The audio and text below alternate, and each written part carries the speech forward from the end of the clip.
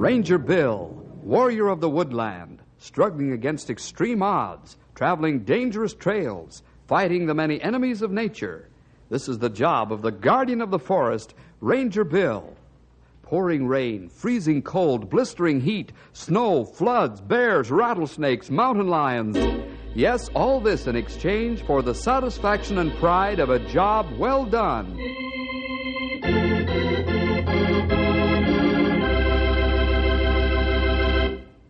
Well, winter's closing fast on the forest wilderness, and the rangers are making their last inspection of the wildlife and forest conditions before the Lord puts a clean white blanket of snow over the woodlands. Today we find Bill and Ranger Tom on their way home and well on the last lap before they turn toward Knotty Pine and rest.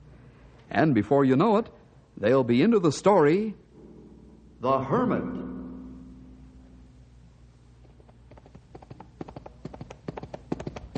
Easy, big boy. Easy now. I know you got lots of energy, but we still got quite a ways to go. Hey, Bill, wait up. Whoa, Storm. Whoa there, big fella. Whoa, Maud, old girl. Come on, take it easy now. What's the matter, Tom? Old Maud's getting tired. Hasn't got the oomph that Storm has. Sometimes I think Storm has too much vim and vigor. More than he knows what to do with.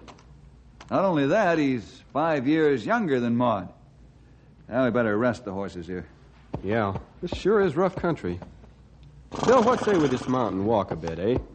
I'd like to stretch my legs. Okay. I don't know why they can't make saddles out of foam rubber. Oh, this leather gets as hard as concrete after a day's riding. That's right. Say, Bill, wonder who's down in that old line shack. There's smoke coming out of the chimney. I don't know. It's an abandoned shack. Let's take a look when Maud gets rested a little. That shack hasn't been lived in for years.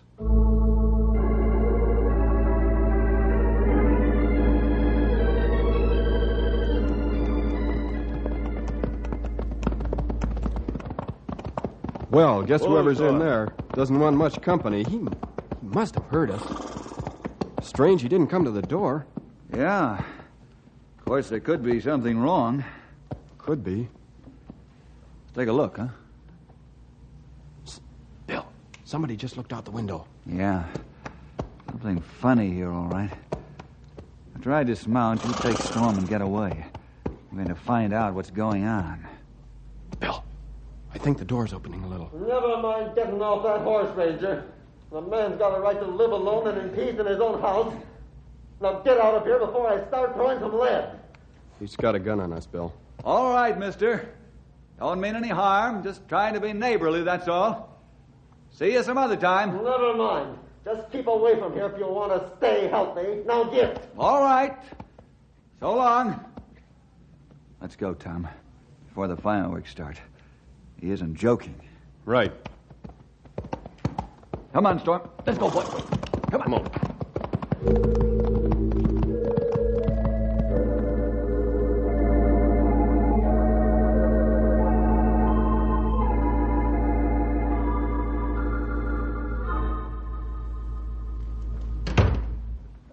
Well, Ralph, this is a pleasant surprise. Find you here. Yeah. Hi. Oh, hello, Ralph. Hello, gentlemen. Just thought I'd drop by and see how you were before winter sets in. Nothing important, just taking a look around, that's all. Anything out of order, sir? Not a thing, Bill. Everything looks in fine shape, in accord with the best traditions of the Forest Service. Thank you, sir. We certainly want to keep them that way. Yeah. But if we meet a couple more characters like the one we met this morning, I'm afraid our tradition will be shot full of holes. And us rangers, too. What are you talking about, Tom? Oh, yeah, what goes here? What Tom means is we were threatened with the business end of a 30-30 when we got too close to an old line shack up Shady River way. Well, he wasn't just making chin music. Believe me, he'd have put daylight through us if we'd ever tried to get off our horses. I believe you're right. That old prospector sure wanted to be left alone. What prospector, Bill? Who drew a bead on you two? Come on, I'm curious. You two talk like dogs chasing tail. Go round and round and get nowhere. Well, the truth is, we stumbled onto some ornery old fellow living in an abandoned line shack. haven't the least idea who he is or where he came from. I do. Huh? Ralph. Well- Why, who is it, Ralph? Come and tell us. Well, Colonel Anders told me his story, and it's one of the most interesting ones I've heard. Yeah? What's his name? Name is Dr. William T. Warburton. Doctor. Dr. Why, Warburton. A doctor? That ornery old fella, a doctor? You mean a real MD? Not only an MD, but with a whole string of other degrees as well. Well, what's Well, your know? right. How about that? Oh, but he doesn't talk like an educated man. His right. speech was rough. Boy, I'll say it was. Yes, that's part of the mask. Doesn't want to be discovered. Well, this is very interesting, Ralph. You mind telling us his story? Yeah, I think it'd be a sad one. Maybe much trouble to make men come to wilderness to hide. You've made a shrewd observation, Grey Wolf.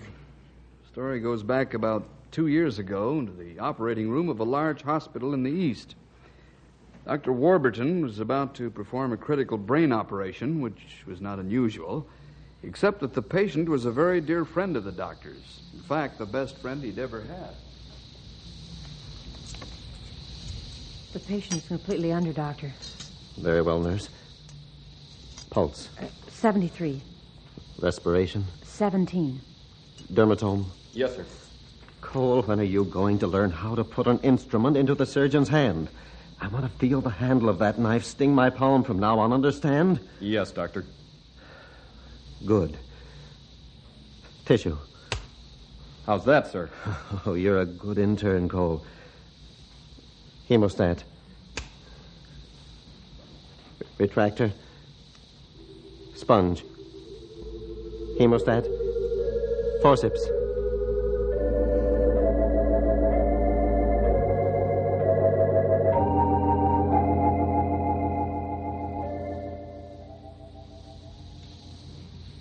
Doctor, how much longer?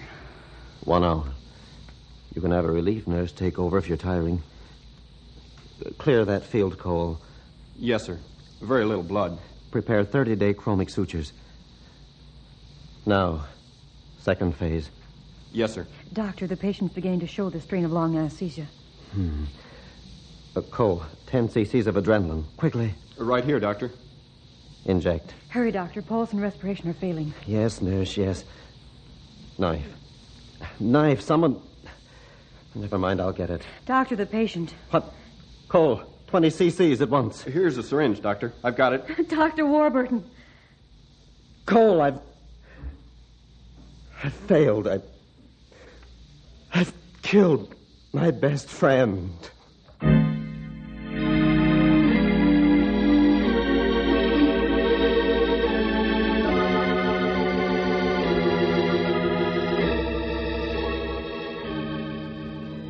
That was the beginning of the end of a wonderful career in surgery. Yeah, I can see what you mean, Ralph. But why? Sounds like simple heart failure to me. The heart just wasn't strong enough to stand the long strain of anesthesia. But you see, Bill, Dr. Warburton blamed himself for subjecting his friend to that strain. But such things, who can know? I not think he was to blame. I'm sure it was not his fault in any way. Yes, and that was the opinion of all the doctors in the hospital. In fact, several weeks later, the chief of staff called on Dr. Warburton at his home and tried to reason with him. Found the doctor in a state of nervous exhaustion and under the influence of liquor. Bert, you've got to stop blaming yourself for this. I can't. The autopsy shows you didn't kill him. The heart just stopped, that's all. How could you know? Every test gave evidence that his heart would stand up under the strain. That's what you say. You're just trying to comfort me. It was poor judgment on my part, I tell you. Can't you understand? I made a mistake. It was my fault, Steve. And I'm paying for it. Don't be absurd, Brett. Now, look, listen to reason. I've been asked to come here and invite you back to the staff. Back? What do you mean? Can't you understand? A human life isn't like a machine. Make an error on a machine, you buy a new part and fix it good as new. I can't do that for Jim. He's gone. And I'm through for good. When you sober up, you'll come to your senses. Then get back to work. You've got a whole life ahead of you. And we need you. The medical profession needs you. Need me? Need a failure? Don't kid me. Get out of here and leave me alone. All right. I'll be back when you're not so drunk. Do you have to rub it in? Now get out of here. Get out.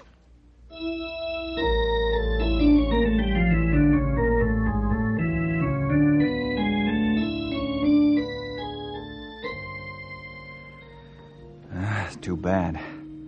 It's obvious that he never did go back. No, he never returned to practice. Fled out here to the west, has been living like a hermit ever since. Roaming the country as a prospector most of the time. And I guess he's moved into the old line shack for the winter. Come spring, he'll move on, I guess. Oh, not too bad he takes this attitude. Everybody make mistake or two in lifetime. Even doctor. But think what good they do. That's right. And there's this. The higher up in life you get and the more responsibilities you take on, the more serious are your mistakes. Well, it's been nice talking with you fellas, but I've got to move along. Well, it was good to see you, Ralph. Wish you could drop by more often. I wish I could, too, but, well, I have enough to keep me busy down in my own district. You know, I'd like to go out and visit that old prospector one of these days, just to talk to him. Better be careful, Bill. He's become very proficient with the business end of his rifle. And he evidently doesn't want to be bothered by anybody.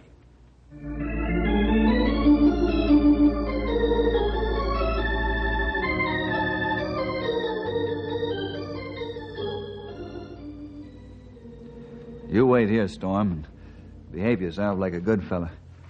I'll see if I can't talk to that ornery old doctor in the cabin over there. Storm, you act like you understand every word I say. Uh-oh. I can see the business end of a 30-30 looking me square between the eyes. I'll just keep on walking as though I didn't see it. Hold up there, Ranger. You ain't welcome here, and you ain't invited, see? Guess not, by the looks of things. Hold up there, old-timer. There's nothing wrong. I just want to talk with you, that's all. I'm not even armed, as you can see. Well, I suppose there ain't any harm in talking. And you're not, you ain't carrying a gun. And... All right, Ranger, come on in. But no funny business, or I'll make you look like a hunk of Swiss cheese.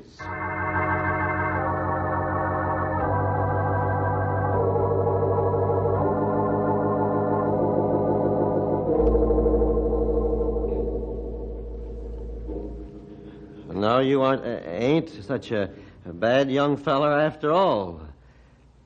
Have a chair. I aren't used to talking with anybody for quite a spell. Ain't much for associating with people, you know. Yes, I gathered as much from the reception I got. Well, you know how it is. I don't like nobody prying into my business. Oh, I know what you mean, Doctor. As I was saying... Doctor? I'm sorry, I guess that kind of slipped out. And then you know who I am. And you know my secret. Now listen to me. You get out of this shack, do you hear? Get out. And never let me see you again. Doctor, just a minute, please. Believe me, Not a minute, not even a second. Get out of this cabin before I put a bullet through you. All right. That's the way you want it. I only want to help you. You'll help me by leaving me alone.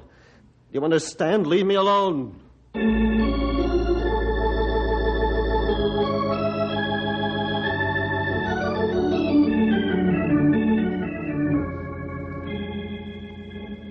Well, Bill, did you get to talk to that old fella? About 24 words, and most of that over the muzzle of a rifle. Oh, what a mistake it is to try to run from the realities of life. That one thing no one can run from, Bill. Oneself.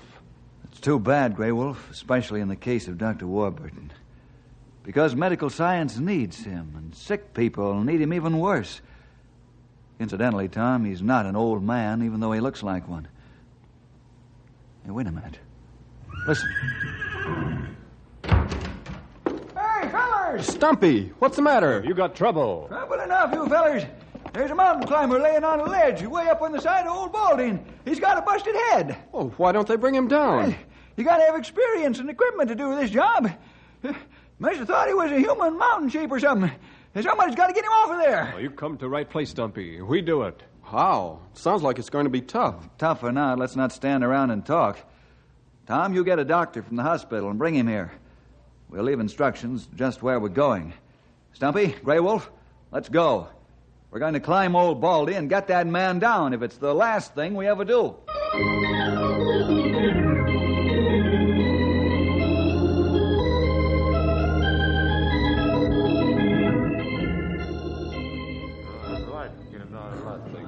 I notice rest of climbers pretty upset over accident, Bill. I can imagine.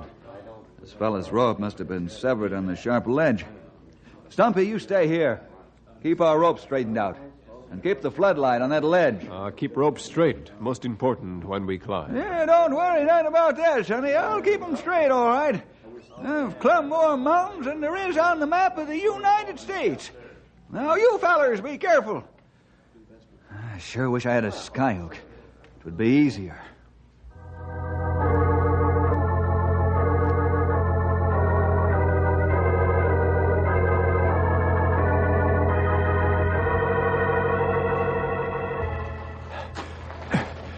Well, here he is.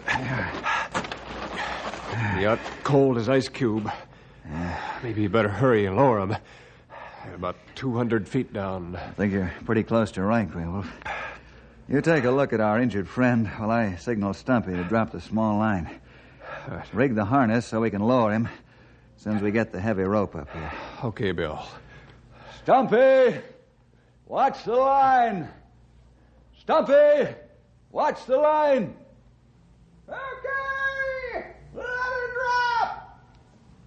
I'm lowering the small rope, Grey Wolf. Soon Stumpy ties down the heavy rope and gets back up here. We can lower the injured fellow off this ledge. That's fine, Bill. I got harness on him. Tom should have Naughty Pine Doctor waiting for us when we get down.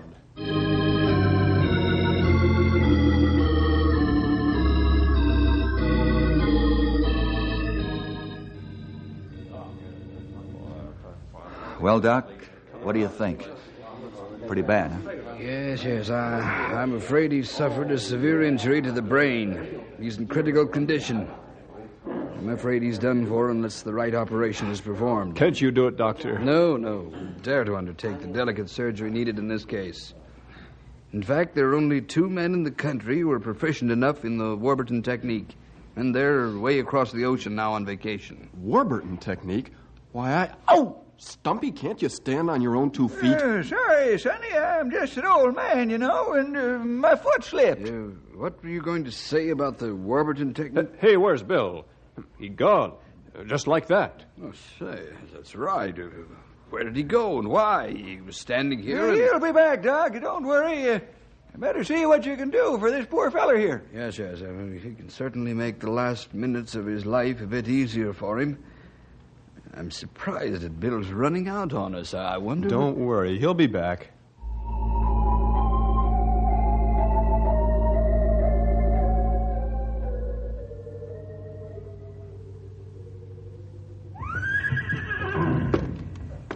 Well, looks like somebody's snooping around again outside. This 30-30 is going to talk business this time. I'm getting sick and tired. Now, we'll find out who's out there.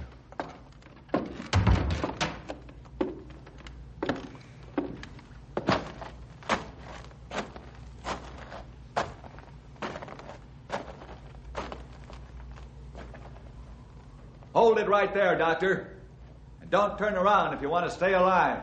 So, you're back again, Ranger. And you think you've got the drop on me.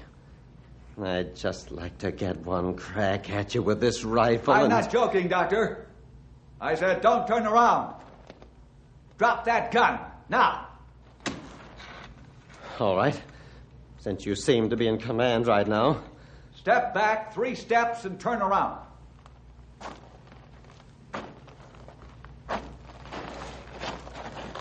Oh, you haven't got a gun at all. Don't fix try you. to get to that gun. You'll never make it. Now inside. I want to talk to you, Dr. Warburton. There's not a minute to waste.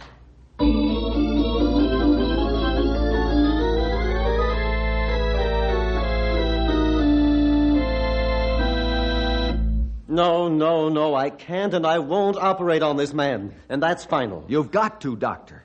You have no choice. Don't I? Who's going to force me to do something I don't want to do? Listen, Doctor. You took an oath to serve human need whenever and wherever needed at all times of the day and night, didn't you? Yes, I did. But that's all in the past.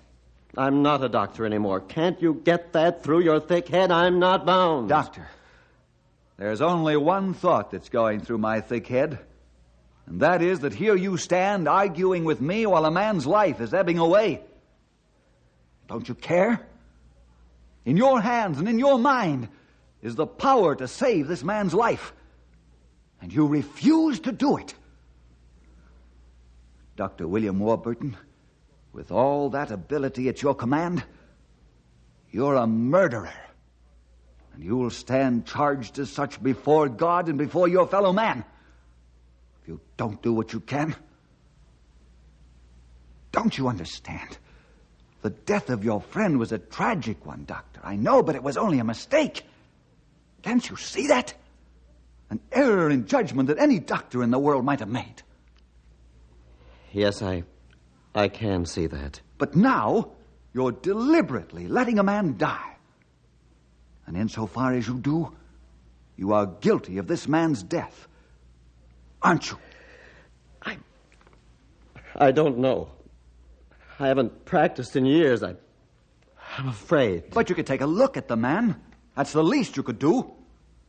You could tell the doctor from Knotty Pine what to do to save the man's life. Or have you forgotten all you knew? You know you haven't. No more than I could forget how to swim or write my name. All right. I'll go take a look at this man. But I won't. I can't touch a knife. All right. I'll accept that for now, Doctor. Come on. We'll ride double on Storm.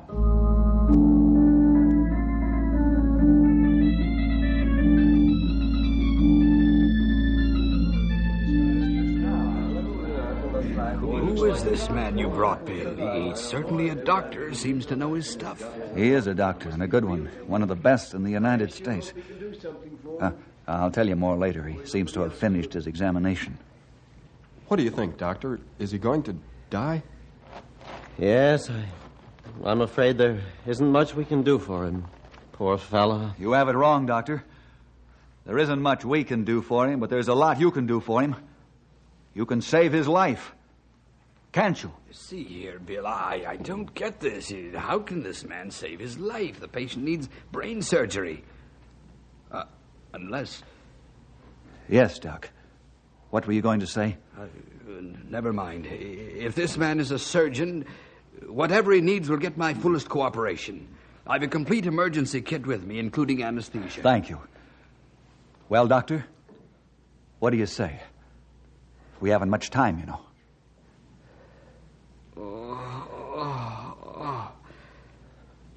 All right. Bill, get this man on the stretcher. Here, let me shift the body. Don't touch that head. Now, under with it. Yeah. Now, back again. Easily. Good. Now, Doctor, you get the equipment set up for the brain surgery. It'll be a crude operation, but I think I know it'll work.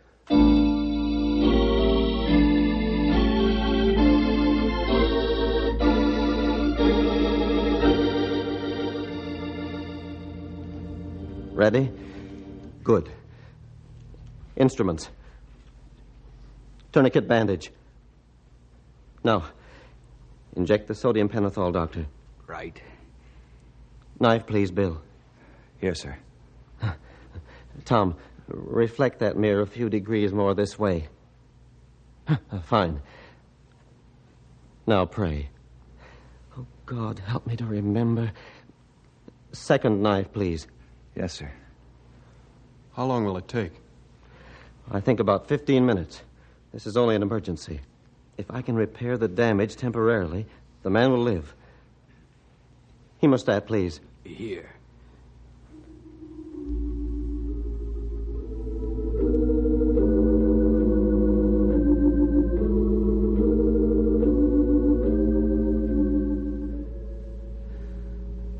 Now we just wait. We've brought him out of the anesthesia, and he should come out of the coma shortly. That is, if I haven't lost my skill. Let's trust God for full restoration of your powers, shall we, Doctor? Yes, Bill. Thank you. The hemorrhage in the brain has been stopped, excess blood removed, and the damaged area mended. Now there must be a reaction soon, or we've lost the battle.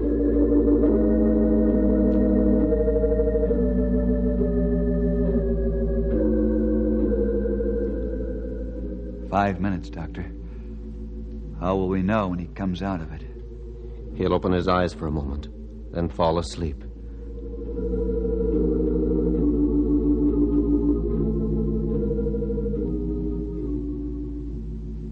"10 minutes, Doctor. Pulse is a bit weaker.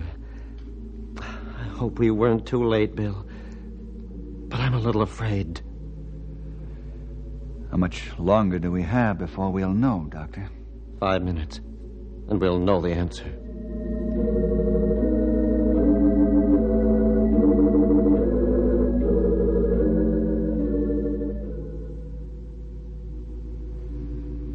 "5 minutes are up." His pulse is dropping just a bit. I'm afraid. Doctor! His hands! He's moving them! Good. That's a hopeful sign. And his eyes are opening. He ain't seeing much, but they're open. Gentlemen, good news. Our patient will live.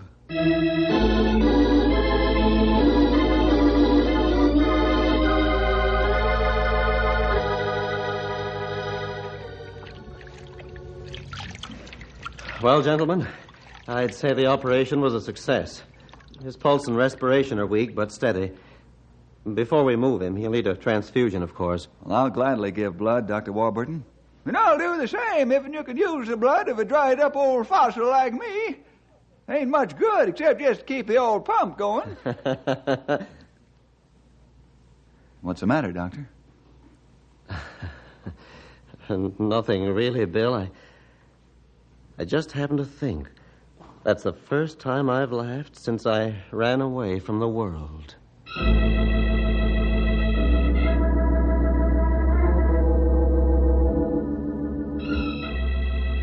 Bill, do you think Dr. Warburton is really going back to practice medicine? I wish I knew, Tom. Right now, he's over at Knotty Pine Hospital checking on his patient. Dr. Warburton! Gentlemen, I've come to say goodbye. You're going back? Bill, I'm taking a plane east within the hour and returning to my first love and very rightful place in life. Oh, Doctor, that's wonderful. I'm glad to hear it. Good to hear that. Thank you. And Bill, I want to thank you from the bottom of my heart for what you've done for me. You've made me understand that I can't run away from myself. And what's more important, that I can't run away from God.